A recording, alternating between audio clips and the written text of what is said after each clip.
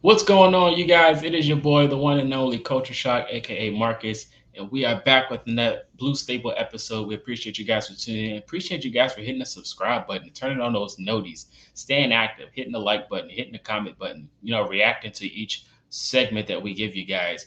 We hit 1.3 subs the other day, so we appreciate you guys for staying active with us. Appreciate you guys. But today's episode, we got another one for you. Mike is on his way back. He's pretty much wrapping up his things with his house and everything. I think he's waiting on the desk or something like that. But today's episode, of course, I can't do it alone. I got my guy with me, Landon. Landon, how we doing today, man? Doing good, man. I don't know why he's so worried about a desk, though. I mean, it ain't like he's gonna be doing any work or anything. You don't do nothing. What does he need a desk for? Right. Yeah. But I mean, other than that, myself, I'm doing great. Just pushing through another fine, lovely day without football. It's tough. Thursday nights, normally here in a few months, I'd be getting prepped for Thursday night football, ready to watch, ready to have some fun. And no, not tonight, man. So it's just another lonely day without the NFL. Yeah, it's almost here, man. We got a few days, well, a few weeks left. We got OTAs. We finally got some Anthony Richardson footage that you was asking for, and a dope photo. If you've seen it, man, that dope photo of him hyped up. Shout out to James for that picture. That picture was dope. Did you see it? Yeah, I saw it. I retweeted it. So Yeah, that picture was dope. So keeping the Colts fans active. So we got an episode for you guys today. We're gonna go ahead and hop into it. We're gonna start off with a wide receiver signing. We did get rid of a wide receiver. I don't know if you noticed this, Landon, but the wide receivers, the Colts had 14 wide receivers on the roster. So they just cut one and they replaced one. But this is not a bad replacement, in my opinion. So they did get rid of Tyler Adams, the wide receiver from the Colts. And they wind up picking another one. He's pretty much known around the league. You guys may know him. He played with Baltimore, played with Tampa Bay, played with the Jets. Bashard Perriman, wide receiver, a speedster. If you guys may add, his best year, in my opinion, was 2019. I think you guys might agree with me here. The Colts wind up picking him up. I know a lot of people was talking about veteran presence and things of that nature. What do you think about Brashad Perriman signing, and how would you think he fits this offense? Is it a vet to you? Do you think this is a good signing? I mean, like I guess a vet in the terms of he's played in the NFL, for more than a year or two. So yeah, I mean, I guess if that's what you consider a vet, he's a vet. I wouldn't necessarily put him in that category as far as like, a vet. People talk about vets like coming in, like they mentor younger guys, and like I don't know if he's like that level yet, but uh yeah, I mean, it's, a depth signing for sure. We'll see, the like with all these signings that come in right now, you got to make the roster. Like that's the goal, is just seeing if you make the roster. So it's not a given. There's a reason that he was available this late in the process for sure, but I mean, we'll see how it plays out, but he has made an impact in this league before. So, that's not anything you really have to question on if he can come in and produce, because he has produced before. Like you said, a deep threat. He's a guy that can really stretch the field uh, and be an explosive element to this offense, which is really kind of where Shane Steichen and the front office is really gearing towards, is more that explosive offense. So I think he fits in very well from that perspective. But yeah, I'm not gonna get, don't get too high, don't get too low right now. Let's just focus on making the roster first, and then we'll kind of see what happens after that. Yeah, I agree with you 100%. The guy, coming in his rookie year was like 2016 or something of that nature. He came in, he was hurt, so he missed his whole rookie year. But he had a few flashes. But he definitely can take the top off of an offense if he gets open field, which is pretty good for Anthony Richardson's sake and the Shane Steichen offense. So I do like the signing. Hopefully he can make the roster. Hopefully you can see some consistency at the wide receiver department, because we still have some receivers like Michael Pippen Jr. and Alec Pierce. Michael Pippen Jr. is battling like an injury or something of that nature. He just had a kid. So but that's all like pre-game before the season. These little injuries. We're used to seeing a long injury list before the game, during game week anyway. So hopefully, this depth piece can be, worth a little something moving forward. We do know who he is, so hopefully he can bring some type of spunk to this offense. And I'm looking forward to see what he got going on, man. But we got to get to the important news, man. Of course, this was devastating for a lot of Colts fans. The Isaiah Rodgers news, the gambling issues, man. It's tough, man, because a lot of They were on edge when they was talking about Colts player being found gambling. It was like, oh Lord, what is this? Placing bets basically. So the suspension is going to be it's going to be a pretty lengthy one. Hopefully he can bounce back from it. People make mistakes all the time. We know the situation, so we can't we can't badmouth him because we all love Isaiah Rodgers Sr. We really do. We wish him the best. Hopefully he can come back as a Colt, but his time may be done in Indianapolis. When you heard the news, Landon, let me get your thoughts on Isaiah Rodgers Sr. and about the suspension. How think you long he'll be gone? Mike's muted. Well, hold on, there we go. I was gonna say, so I found out a little bit before the news broke, who it was, and immediately my thought just goes to, I mean, like, I hate to like be like this, but just like, man, like how stupid can you be? And I don't mean like him as being stupid, but I mean just the situation. And really the way I look at it is, one, like, yes, it's absolutely hypocritical for the NFL. I get the optics behind it because you can't have players or officials betting on their teams to win or lose games, because that can bring into question the integrity of the game and all that kind of stuff. And I understand that, but the NFL is also the one that is pushing this huge gambling agenda. And, it is a little hypocritical of them to crack down so hard whenever you have something just as simple as placing a bet and, that kind of stuff. And we've saw this lead to Calvin Ridley being gone for over a year. And Isaiah Rodgers, depending on how he bet, how many bets were made, because Calvin Ridley, it was a one single bet, if I believe, just one bet. And apparently there are hundreds of bets from Isaiah Rodgers. So this is actually a little worse of a situation than the Calvin Ridley. And these bets were taking place, um, I believe, from the report in the team facility as well, which is even more ridiculous. So I expect them to send a message, a hard message, worse than the Calvin Ridley message. This is going to be, to me, an indefinite suspension, and I don't know if it's going to end up being any time. I mean, like, Calvin Ridley appealed his after a year. He was out of football for almost 2 seasons, and he finally appealed his, and won that appeal. I don't know if this is gonna be one that, they let it slide the first time where it's like, okay, like, we set the example, we set the precedent, we made the example out of Calvin Ridley. But for this to even be a worse situation than that, I could see this being a lifetime ban from the NFL. I really could. Um, to the point to where he might not ever play another snap, which is unfortunate because he had a great opportunity this coming up season to really take the reins, and we've seen it in flashes now for a couple seasons where he comes in and he just makes plays. He's around the ball. He really goes out there and can really show you that if he can get there consistently, he could be a really great player in this league. And for him to have that opportunity and to blow it on something just as simple as gambling, it's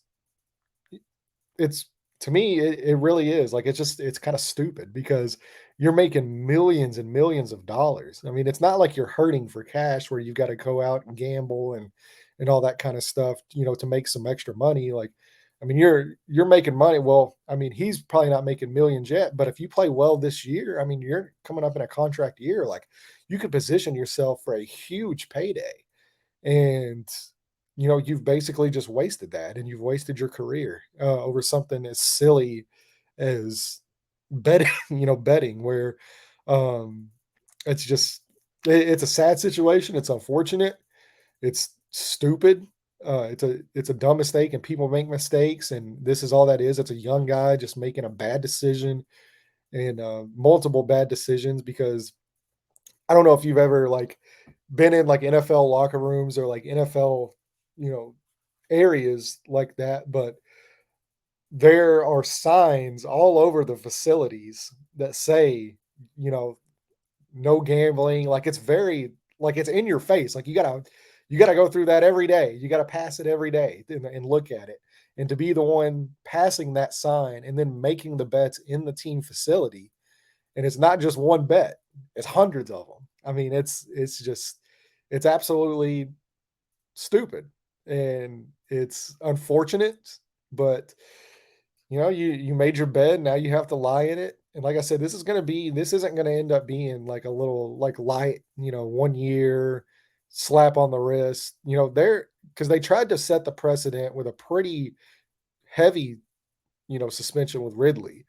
And the fact that this has now happened again, excuse me, they're gonna come down hard, like as hard as they can because they want to save, like, hey, this is not going to be tolerated. And if you do this, you're probably never going to play in the NFL again. This is a privilege. It's not a right to be here. It's a privilege to be here. And if you're willing to throw that away and, hurt the integrity of the game of football and bring into question, the validity of wins and losses, then we're just not, there's not a place here for you. So that's just kind of my thoughts on it. Yeah, man. Like I said, Colts favorite. I think everybody, when they mentioned a fan a favorite of the Colts, even though he's not a star, we was all like, "Oh, this might be Isaiah Rodgers here." And then when it came out, he was just like, "Oh man," because he was just this was his big break. We just got rid of Stephon Gilmore. He had a certified starting spot, in my opinion. I think he's earned that as well. Just from the rep counts from the beginning of him coming in the league, it was like he needs to see the field more because he had that explosiveness. The way he can close out on the football, on the receiver is so fast. It's so sudden. He started off as a special teamer and then he just worked his way up in the corner position. And then he was going to be paired up with the guys like Prince and Brown and, in that safety group. It was like we were going to be young, but we were going to be exciting. And it sucks to see, something like this happen, especially to a good guy, a favorite guy, I would say, in our opinion. So, I mean, hopefully, everybody, goes through lessons in life. Hopefully, this is a lesson he can bounce back from and figure it out moving forward. Hopefully, he gets another chance to play in NFL. He learns his, the price that he paid and figure it out, man. But, well wishes to Isaiah Rodgers Sr. He's still a favorite of ours, good moments. Hopefully, he can bounce back from this. You guys let me know your thoughts in the comment section. Let us know your thoughts in the comment section about the Bashad Perriman signing. Could he make the roster? And let us know your thoughts about Isaiah Rodgers Sr. and the betting suspension. How long do you think it's going to be? You think he'll come back at all? And we're going to move on to the Colts because this just left them a spot at the corner position. A lot of people see a lot of free agent corners, veteran corners, and it leaves you with a gap at the position of what you need to do moving forward. And of course, a lot of us, including myself, want to see the young guys go out there and be successful because this is not a Super Bowl run right now. Of course, they have the potential to do that in the future, but this is more of a developmental season in some of our eyes. But all of these guys are going to have the chance, and this is where you really mold your roster. With a season like this, you just got the franchise QB. You figure out who you want to keep and what you want to do moving forward. So now I'm going to ask you, Landon. Now that Isaiah Rodgers Sr. is gone, what do you think the coach should do at this position from the cornerback spot and just moving forward? Should they sign somebody or just let me know your thoughts in general? Yeah, I mean, you could sign somebody just for like a body, like a camp body, and for competition, just to have more bodies in that DB room. But uh, to me personally, I throw the young guys out there now. I mean, this, like you said, this is a developmental season. This the Colts weren't gonna, they're not gonna be competitors right away. So I think you need to see what you have in some of these young guys. And I mean, it's a tough position. It's probably outside of quarterback. It's the hardest position in the NFL to play is cornerback. So, um, yeah, you drafted three guys there, three talented players. I think you throw them out there and you see what you have, and you still have, um, you still have Kenny Moore there, for that veteran presence in that locker room and to kind of help bring these guys along. Obviously, the secondary coach, Ron Miles, is one of the better secondary coaches in the NFL. So he'll have these guys prepared and ready to play. Ooh, excuse me. Um, oh, thing just fell on me. Uh, so yeah, I mean, you draft these guys for a reason. You clearly believe in their talent, and just because we know the attrition at the position, and we've seen it play out here the last few years, and especially in Indy. I think you do have to sign. I mean, I don't know if you would go out and sign somebody that you think is capable of starting right away. Um, but yeah, I think you need at least another body in there. Yeah, I agree 100%. Definitely another body. A lot of rumors of, well, I would say not rumors, but a lot of Colts fans were talking about Marcus Peters as an addition for like just for maybe like a rental. I would say like a 1 year rental, or maybe if he pans out, keep him around for a little bit longer. But we did kind of the same thing. While I would say, in my opinion, with Stephon Gilmore, just to have somebody in there at the moment, and then you see they got rid of him and sent Gilmore to Dallas. It can kind of be that same scenario with Marcus Peters. What's your thoughts about the Colts potentially adding him? Would you want him on this roster? Um, Probably not. I wouldn't go Marcus Peters just because like there have been some incidents in the past where he has kind of been a little bit of a head case early on, and you don't want guys in that locker room, especially developmental guys, picking up bad habits from certain guys. And while he is, he's made his mark in this league, he, I just don't think the juice is worth the squeeze at this point. With him, like you're not going to get the production for kind of the stuff you have to deal with, whenever you do bring him in. So just the antics and all that, and maybe that's something he was younger and he's learned now, and that could be the case. But to me, there are just more guys with better veteran presence and veteran leadership qualities that I think I would kind of bring in over him, and just kind of let them sort it out in camp as to who gets to play time.